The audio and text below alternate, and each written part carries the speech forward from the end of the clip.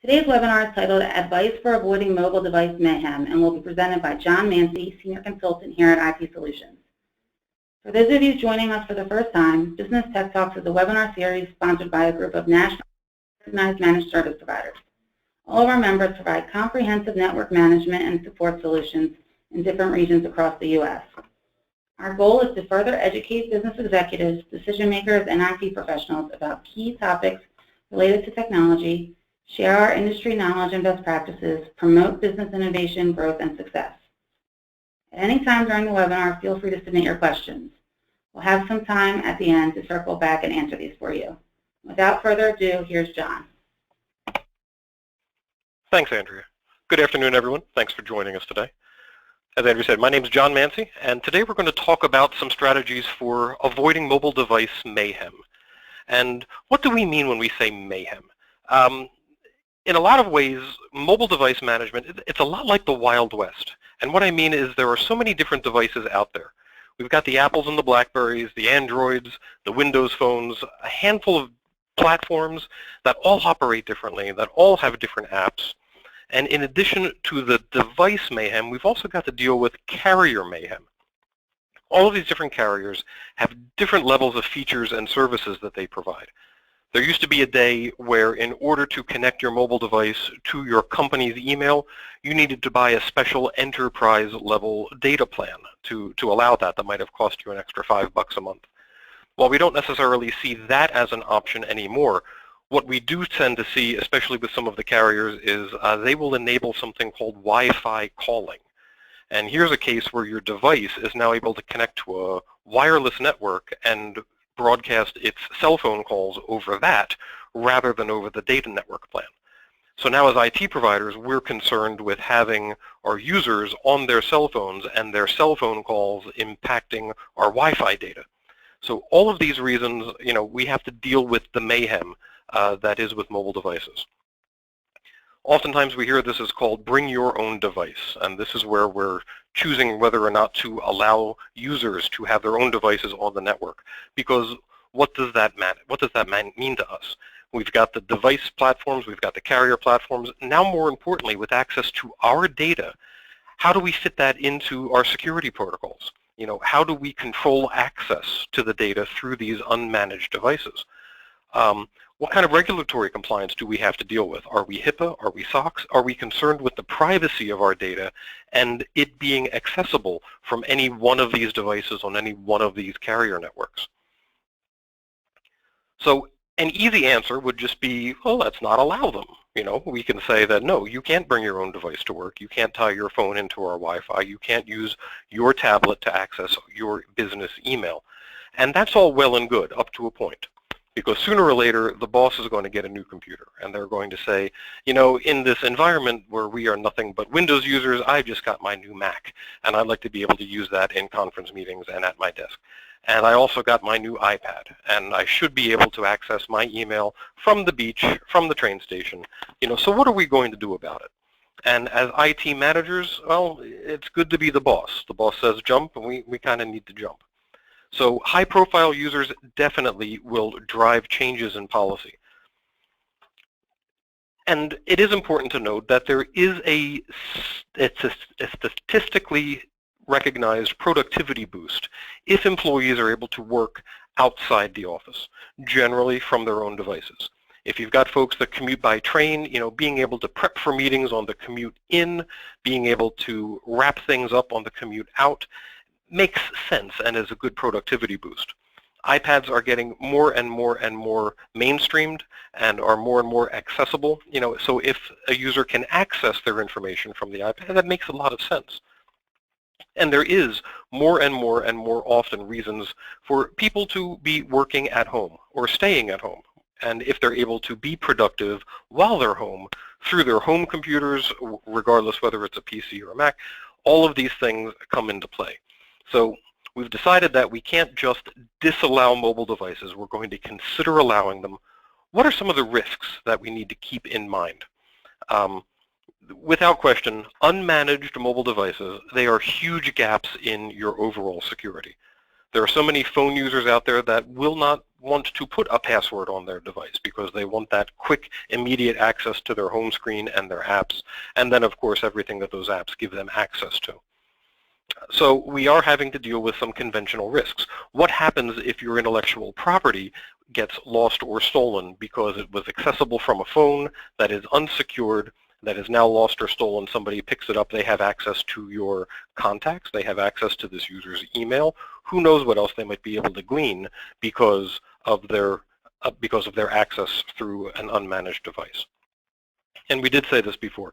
If you are a vertical that has to deal with HIPAA compliance or high-tech PCI SOX, whatever's out there, violations of these can cost you hundreds, if not thousands, if not millions of dollars, depending on the data that gets breached, how much of it, who's vulnerable.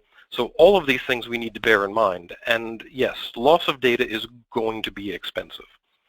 So now that we know what some of the risks are and that we're going to go ahead and allow these mobile devices anyway, what can we do about it? How can we wrangle some of this mayhem and make it a little bit more easily to control?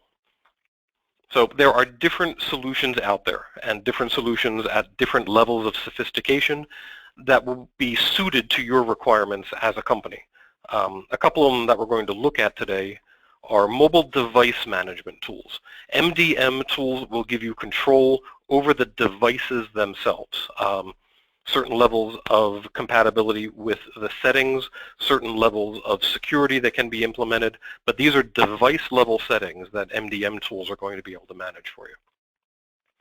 A step up from MDM is something that's called Mobile Application Management, MAM, and these are tools that are going to actually provide usually their own proprietary applications that will get installed on the devices, and it's those applications that are then used to access the data.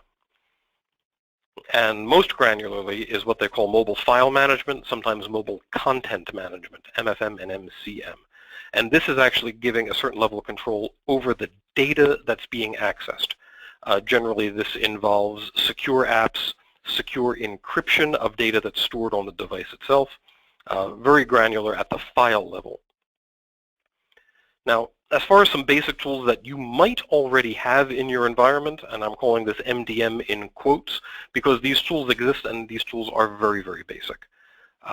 If you're using a Microsoft Exchange server as your mail store and have enabled Active Sync on it, you will have access to a couple of policies that can, A, require a user that's going to connect to your email to have a password on their device. You've got some levels of granularity on being able to specify how long of a password it is, whether it's a PIN code password or a full text password, password requirements, how long, how complicated. You will have access to tools that can let you do that just with Exchange ActiveSync. And also you will have a tool available to you with Exchange ActiveSync that will allow you to remotely wipe a mobile device. This would be a thing if a phone got lost or stolen, the user can contact you, and with Exchange ActiveSync policies, you'll be able to reach out to that phone, erase all of the data on it, and that's what they call a remote wipe of the device. Even if you're not using Exchange for your mail store, if you happen to be focused primarily on Apple devices, your iPhones and your iPads, if those devices are registered to an iCloud account or someone's Apple ID, being able to log in to a web interface will allow them to then lock the device if it gets lost or stolen, where it can't be unlocked except through the iCloud interface. And through the iCloud, you can also do a remote wipe of the device. So these are just some very basic tools that are already kind of freeware and included if you're using, for example, Microsoft Exchange, or if you're using Apple devices registered with the iCloud. The very basic tools are very broad stroke tools. And what I mean by that is that, we've got some issues with it.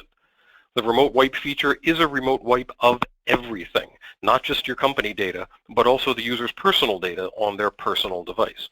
Very unpopular. Sometimes it's unfortunate necessary, but it's the kind of thing that if the user lost their phone, they report it to you, you do the remote wipe, and then they say, oops, I found my phone. It was over here under the sofa.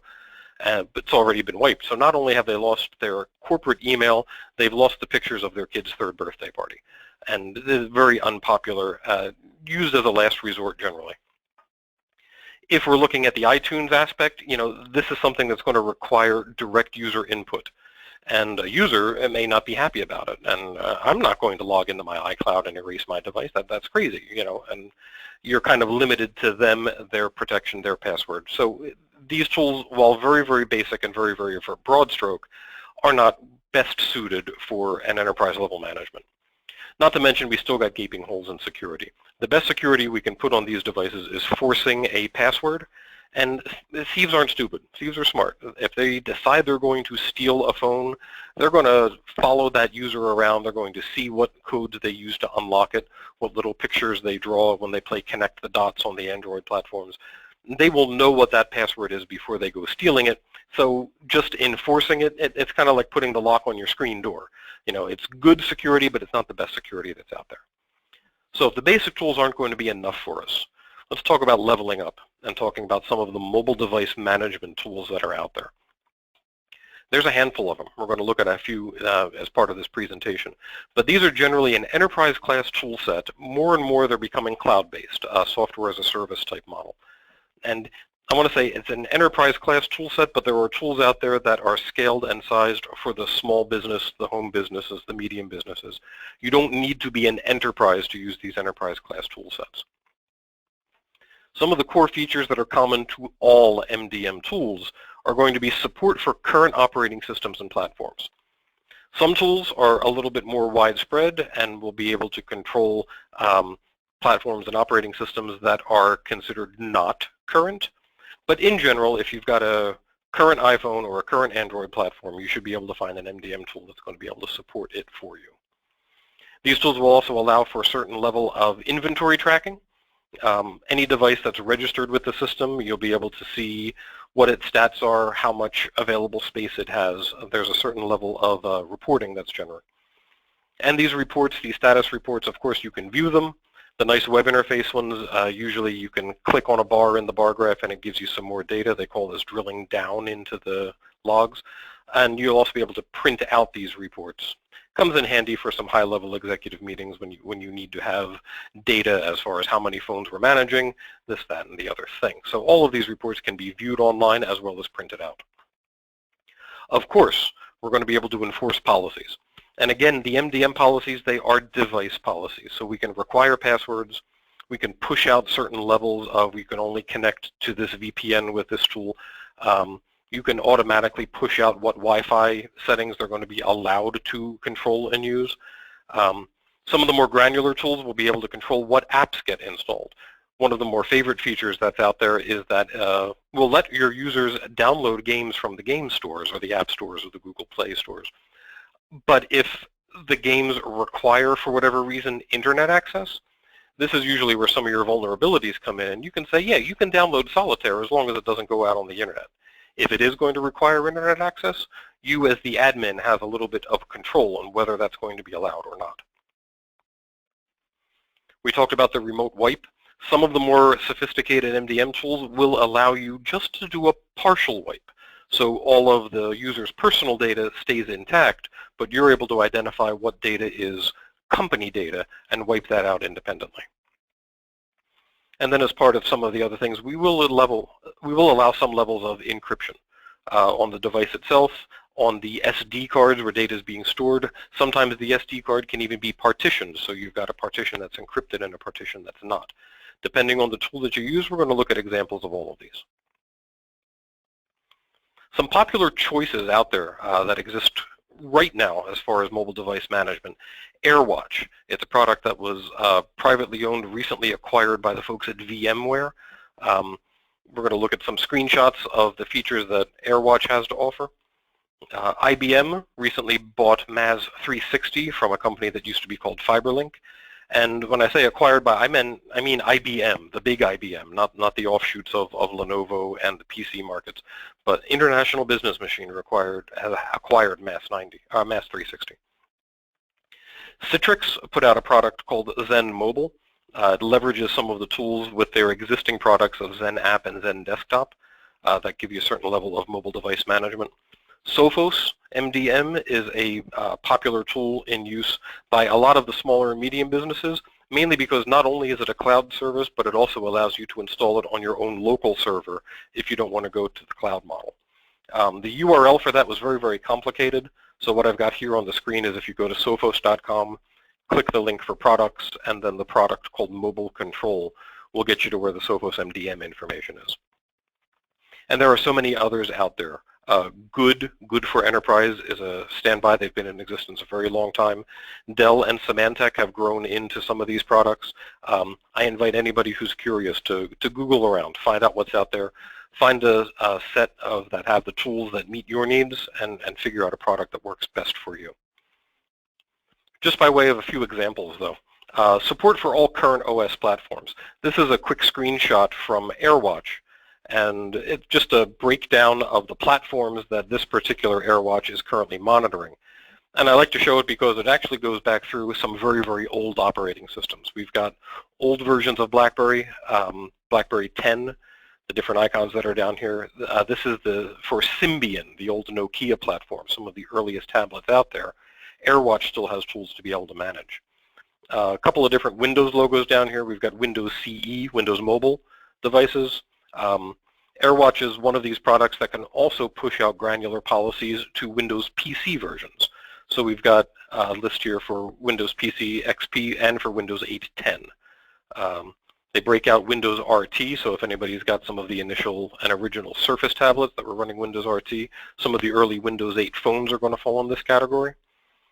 We've also just quick examples for Mac OS X, Android platforms, iOS, which is your iPhones and your iPads, and even Apple TV. These are all operating systems that AirWatch is capable of registering with and providing some granular support to.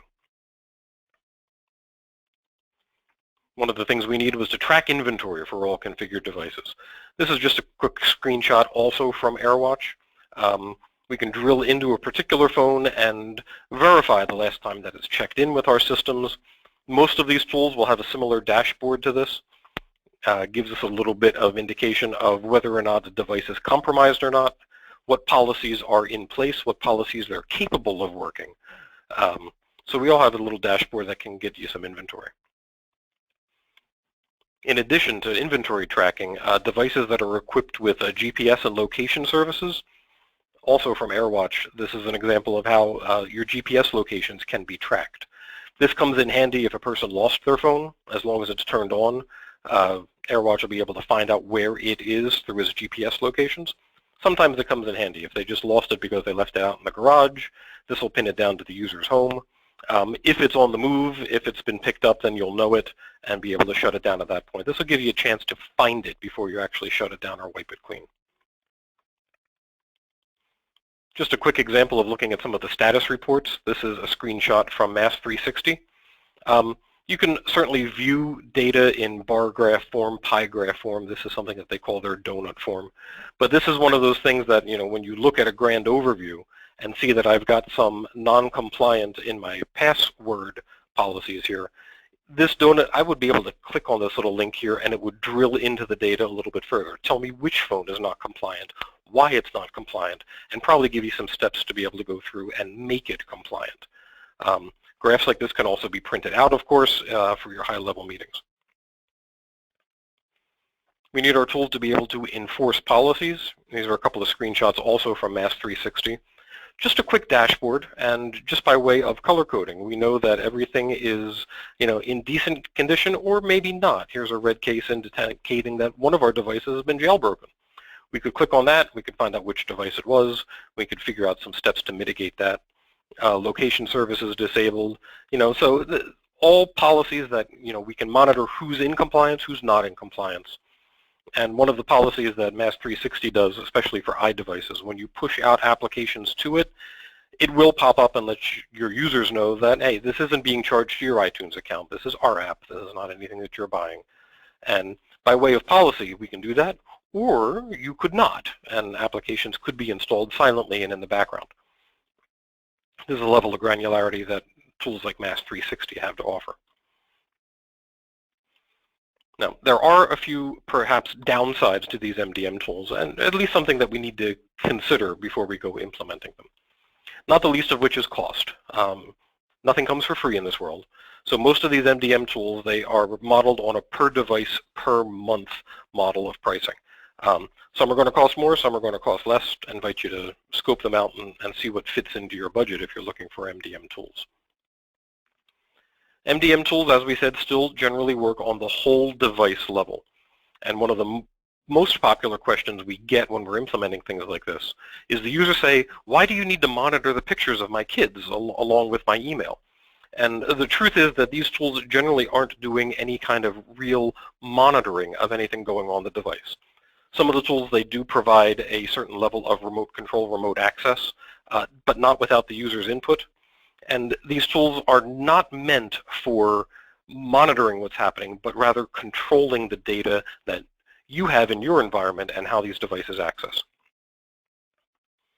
One thing to keep in mind is that all of these tools are going to increase data usage. There are apps and agents that run all the time, constantly checking in, constantly pulling down updated policies. When you make changes to the policies, that gets pushed out. There is going to be an increase in data use.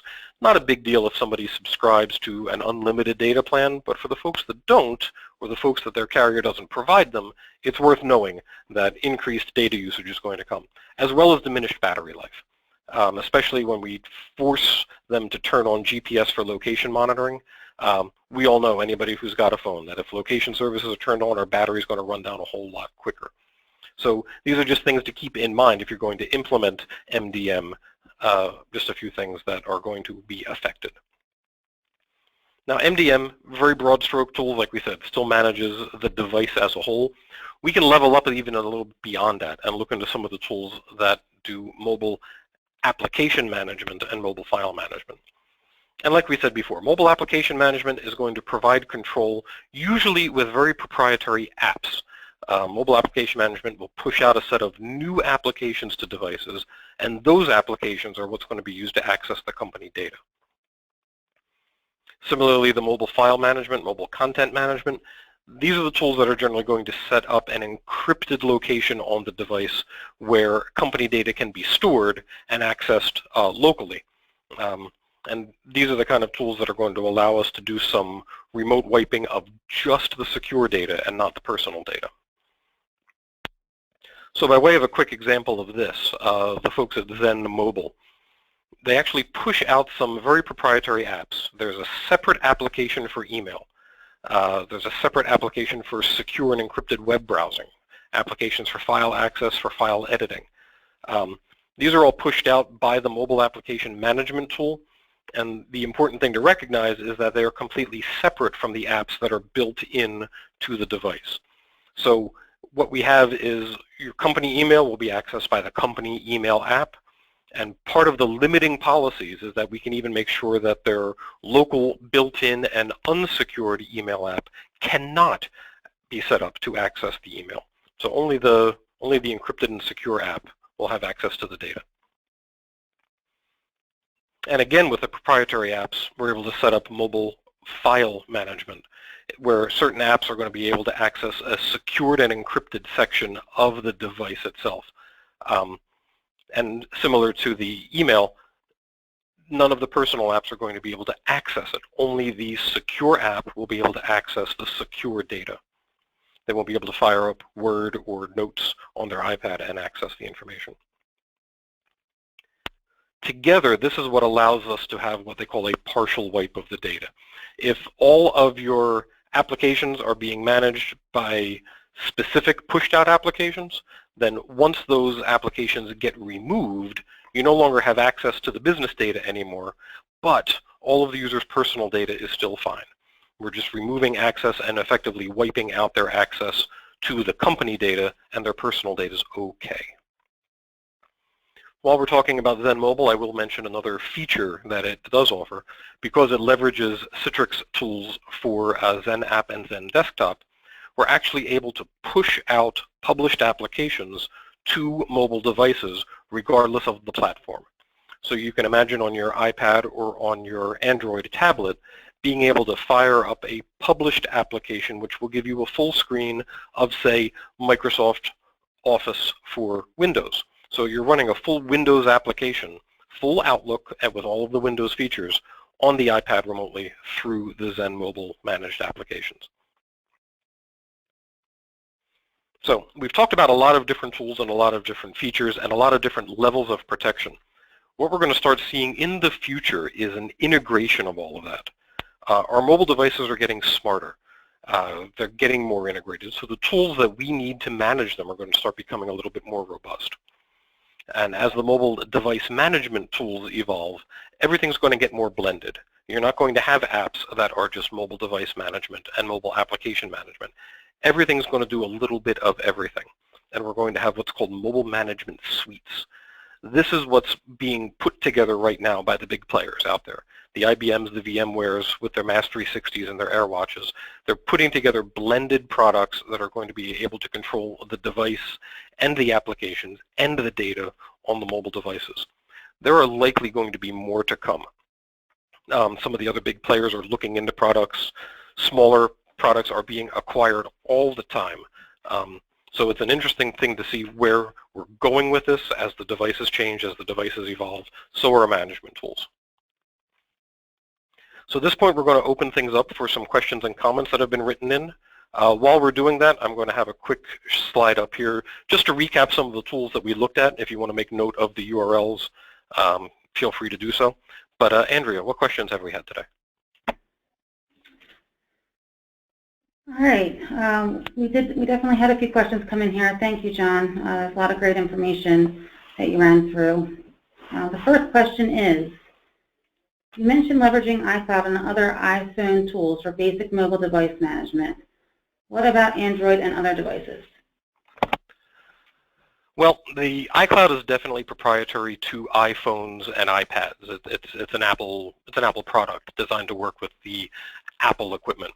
Android, I'm not aware of anything that's quite so similar. Apple prides themselves on trying to integrate all of their tools together, so whether you've got the Mac or the iPad or the iPhone, they can all work and play in the same playground. Androids, they don't have quite the same tool out there for themselves, so the iCloud is just going to give you access to the iDevices.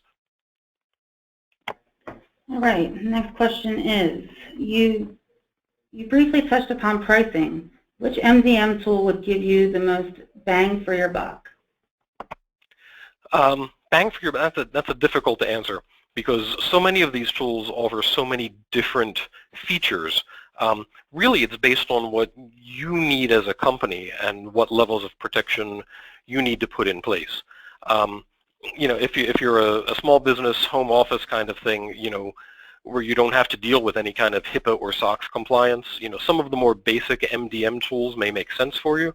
But if you're in a case where you're very concerned about the privacy of your data and in fact have to meet certain levels of compliance to ensure that your data stays private, you may need to look into some of the more pricier options. So it's hard to say which one's going to give you more bang for your buck. It all depends on what you really need as a company and use the tool that makes the most sense for you. All right, and this next one is a two-part question. Can you monitor employees' personal information such as photos, text messages, etc.? And have you ever come across any privacy issues with employees that led to an HR or legal situation? No, I'm not aware of anything that's led to an HR type situation. Because like we mentioned before, these tools are not necessarily meant to monitor what's going on users' personal devices. There are a couple of them out there that provide a certain amount of like a remote access, like a remote assistance. So if you need to train a user, you know, the user can allow you to see what's on their screen. You know, you can point and click and it shows what's going on their screen. So for remote, but I don't believe that any of the tools out there just let you do that without the user being aware that you're doing it. In fact, without the user requesting that you're doing it. None of the tools that I'm aware of anyway just give you a willy-nilly free access into somebody's device to see what's going on. What they're designed to do is to make sure that your data in your environment is being accessed safely and securely with tools on somebody else's phone. So yeah, I think it's certainly a fear. Everybody's afraid of Big Brother watching what's going on, but I don't believe that these tools are in any jeopardy of violating anybody's trust that way. Okay, and The last question, which is one I can answer for you all, is will the slide deck be available for download? And the answer is yes. In the next couple days, we'll post a full recap, including the live recording, on www.businesstechtalks.com. And as you go along and go through it, if you have any specific questions related to your mobile device environment or think of additional questions about the content we covered today, feel free to email us at webinar@businesstechtalks.com. And just one final note here is we hope that you come back and join us for our next webinar on Wednesday, June 15th, hosted by our friends from Acropolis Technology Group. The topic that they are going to be covering is managing data growth. So that's all we have today. We hope you enjoyed the session, and thank you all for joining.